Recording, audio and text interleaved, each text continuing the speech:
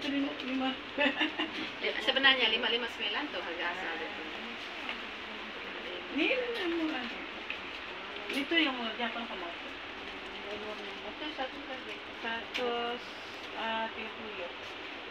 Tahu aja. Si Jiman beri 540 boleh? Ayo. Nah, 500 konten.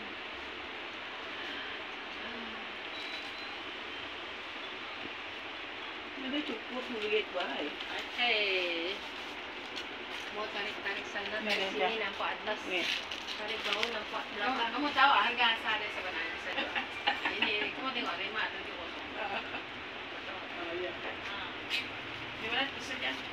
Janganlah, kasihan saya. Kasihan juga saya. 500 Ini apa? Pak, orang apa yang pakai ini? Iban. Yang anakku pakai masanya kawin. Oh. Masanya kawin? Nanti saya pikir dulu mana. Kamu pakai tudung macam mana? Tudung.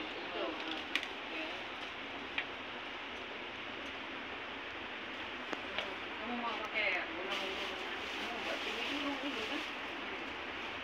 Ada dusun kerayan aku ada kesel. Kita dah lihat. Wifi. Gantung mati lima dah. Jangan ya. Gantung dia ni. Kamu sepatu. Itu kepala. Kalau ini murah. anak motor di Jimatang. Tidak, bukan jimat ni. Apa tuh? Ini memang asli orang Ulu punya pakaian. Dulu nenek moyang kami dia orang pakai begini. Nenek saya ada pakai. Untuk apa? Untuk dengan baju macam ini. Ya, dulu orang pakai begini. Tapi dia kecil. Sekarang ni dia jadi. Ini untuk apa? Baju gantung. Berapa tuh? 35 saja. 35. Tapi ada tapi lagi. Sebab dia akan pendek. Ini juga dia. Ini juga dia. Kalau kamu mau pakai yang panjang,